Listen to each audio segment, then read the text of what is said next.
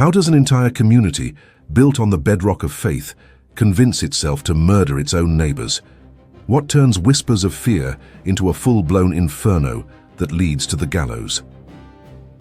In 1692, the small Puritan town of Salem, Massachusetts, would provide a terrifying answer, and in doing so scar the soul of a nascent nation forever. In the crucible of a harsh New England winter, in that fateful year, an unseen terror gripped the small Puritan community of Salem. What began with sickness and strange behavior quickly escalated into a cataclysm of paranoia and religious extremism. This was no ordinary local dispute. This was an event that led to the accusation of over 200 people of witchcraft, leaving 19 condemned to the gallows and 5 more to perish in the brutal confines of colonial jails. This event didn't just stain the pages of history, it carved a chilling warning into the American psyche. How did a society built on devout faith descend into such a deadly witch hunt? The answer is a profound and irreversible scar, a chilling tale of fear, unchecked power, and a justice system that spectacularly failed. Welcome to Immortal History. Today we journey back to that monumental crossroad in time to understand the forces that reshaped the destinies of individuals and indeed a nation. Picture Salem village in the late winter of 1692. The air bites with an unforgiving cold. Inside the meeting house, the only warmth comes from snapping firewood and the fervent sermons of Reverend Samuel Parris. Every face is turned forward as Parris preaches of Satan prowling like a wolf, ever present, ever hungry. This was a community already fractured. Half the villagers saw Parris as God's true mouthpiece, a bulwark against darkness. The other half viewed him with suspicion, a man they believed squeezed them for every penny. That split, that simmering resentment, mattered profoundly, because when real, visceral fear arrives, people choose sides, and they choose them fast. And the fear was anything but abstract. It was a palpable presence in the harsh wilderness of colonial Massachusetts. Whispers of frontier war had reached Salem, chilling tales of Mohawk raids, of burned garrisons, of refugees pouring into Essex County with scars on their bodies and deeper scars on their souls. Add to this the scourge of smallpox, crop-killing frosts, and the recent unsettling loss of their colonial charter, and you have a people convinced God was angry, that they were being punished. In this climate, where the line between misfortune and divine retribution blurred, a spark was all it took. That spark came in the form of 9-year-old Betty Parris and her cousin Abigail Williams. They began exhibiting bizarre symptoms, twitching uncontrollably, barking like dogs, and complaining of invisible entities pinching and tormenting them. When the local physician, Dr. William Griggs, could find no physical ailment, his diagnosis was chillingly simple, yet utterly devastating. The cause was an evil hand. The girls, now endowed with terrifying authority, were asked to name their tormentors.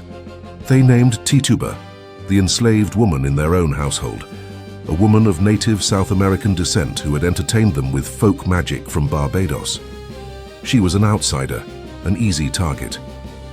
Then came Sarah Good, a marginalized, pipe-smoking beggar. And finally, Sarah Osborne, a social outcast who had not attended church in a year.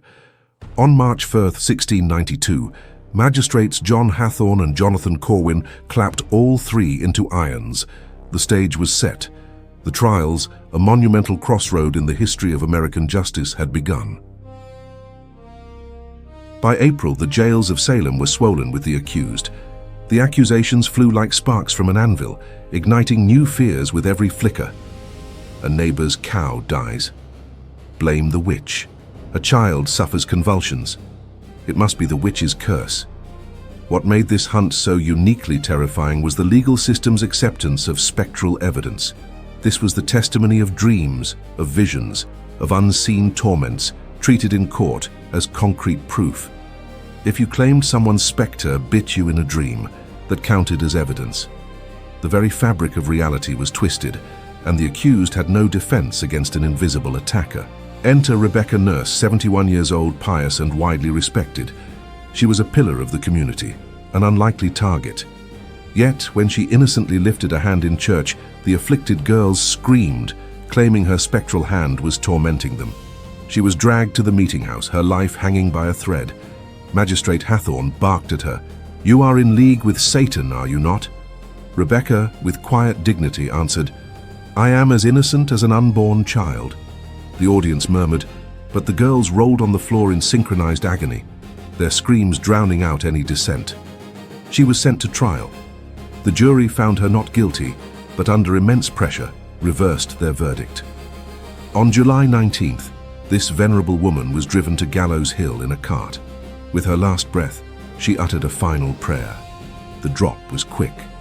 Her body, along with 4 others, hung in the sweltering summer air, a grim testament to the village's madness. Meanwhile, the horror reached even the most innocent.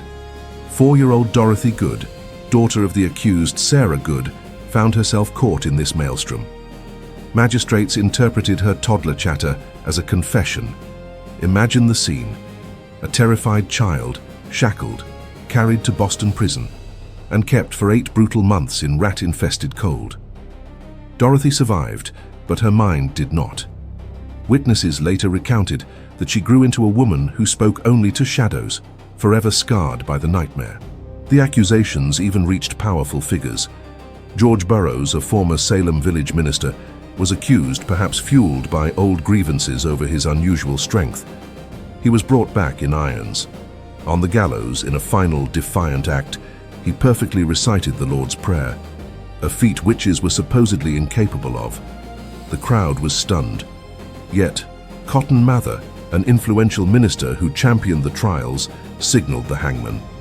The lever released. Burroughs died, a martyr to a society lost to fear. In the face of such overwhelming terror, not everyone broke. Giles Corey, an 80-year-old farmer, stands as a monumental figure of defiance. Knowing that if he entered a plea, his farm could be forfeited, leaving his family destitute, he chose an unthinkable path. He refused to plead. For 2 agonizing days, he was subjected to the torture of peine forte et dure, pressed beneath heavy stones, his body slowly crushed. Each time they asked, "Will you plead?" he rasped, "More weight." His tongue protruded from his mouth and the sheriff pushed it back with his cane. Finally, the last stone was laid. Corey's property, by his grim sacrifice, passed intact to his sons-in-law. His courage echoes through history as a testament to individual conviction. Others chose a different path: confession. For many, it was the only route to survival. Mary Bridges, a tavern owner, admitted to signing the Devil's Book, claimed she flew on a pole and, critically, named neighbors, perpetuating the cycle. She recanted, then reconfessed, bouncing between truth and self-preservation. The court, finding her useful as a witness, never brought her to the gallows. Her life became a torturous dance, a chilling illustration of the psychological toll. And what of the girls themselves, the original accusers? They became unwitting celebrities, riding from town to town, their power intoxicating for young women who held little sway in Puritan society. They were believed, revered, feared. This terrifying charade continued, its momentum building until they made a fatal misstep. They accused the governor's own wife, Lady Mary Phipps. This was a bridge too far. Within days, Governor William Phipps halted the proceedings, banned the dangerous spectral evidence, and dissolved the special court. The fire, deprived of its fuel, began to burn out. By May 1693, the remaining accused were freed. But freedom came at a heavy price. Many walked home to find their lives shattered, fences gone, livestock sold, reputations ruined. The devastation was profound. Salem village itself was irrevocably split. Reverend Parris was eventually ousted, his authority shattered. For years, fast days of apology were held as the community grappled with its collective guilt. In 1711, the colony paid a meager $600 in restitution to the survivors and families of the victims, a formal acknowledgement of the profound injustice. Perhaps the most poignant moment came in 1706, when Anne Putnam, one of the original afflicted girls, stood before the meeting house. With immense courage, she read a public apology. "I was deluded by Satan." her words remain a powerful symbol of the slow, painful path to reconciliation. The legal aftermath was vast. Massachusetts swiftly banned spectral evidence, tightened rules on witness testimony, and began to inch toward the due process protections that would later form a cornerstone of the U.S. Constitution. The very ministers, once so eager to spot the devil's hand, now preached caution. Their new mantra became a powerful testament.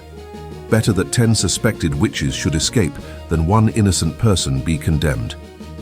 The influential minister Increase Mather went even further, penning a stark declaration: "It were better that 1,000 witches should live than one person be put to death unjustly." The intellectual and moral landscape of the colony had been irrevocably altered. Every generation rediscovers Salem, holding up that dark mirror to its own anxieties. In 1953, Arthur Miller's The Crucible transformed the trials into a searing parable for McCarthyism. He showed how easily fear could be weaponized. Decades later, the 1980s daycare panic saw accusations of satanic ritual abuse, fueled by spectral evidence of repressed memories, sending innocent teachers to prison. After 9/11, the fear of the enemy within resurfaced with chilling familiarity. And in our hyper-connected digital world, talk of witch hunts trends on social media, a constant reminder of the ancient circuitry of human fear. The vocabulary changes, the technology evolves, but the underlying mechanisms remain terrifyingly constant. Fear amplified by authority and stripped of verifiable evidence inevitably leads to tragedy.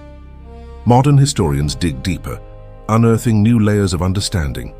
They pore over property maps suggesting economic motivations beneath the religious fervor. They analyze theories ranging from ergot poisoning in rye, which could cause hallucinations, to mass conversion disorder, a form of collective psychological illness.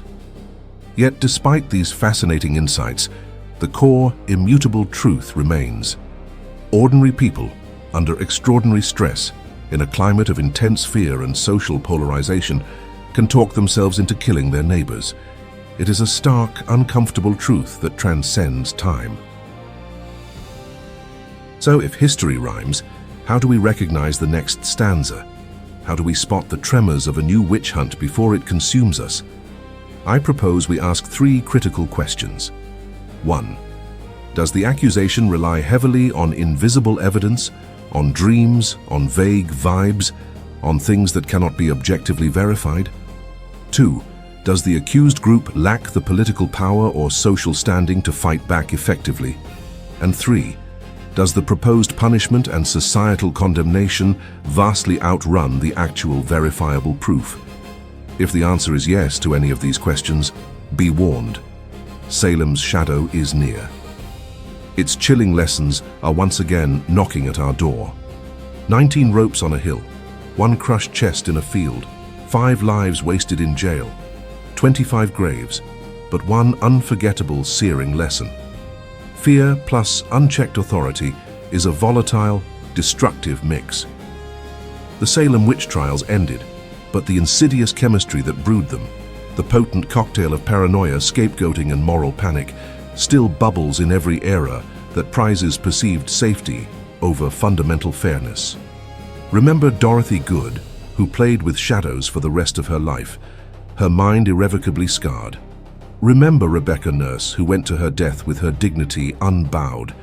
Remember Giles Corey, who chose agonizing stones over surrender. Their voices, their sacrifices, ask us a simple, profound favor. Next time the crowd roars for a scapegoat, next time an invisible enemy is conjured to explain our anxieties, be the one who asks, with unwavering clarity, where is the proof? If this story felt personal, that's because it is. Fear is a deeply human emotion, but justice, true justice, is always, unequivocally, a choice. If you want more stories that turn dusty footnotes into living warnings, hit that subscribe button and ring the bell. Drop a comment below, telling us which Salem story shocked you most. And please, share this video with anyone who claims witch hunts are ancient history. They aren't. History doesn't repeat, but it rhymes, and the next chapter is ours to write.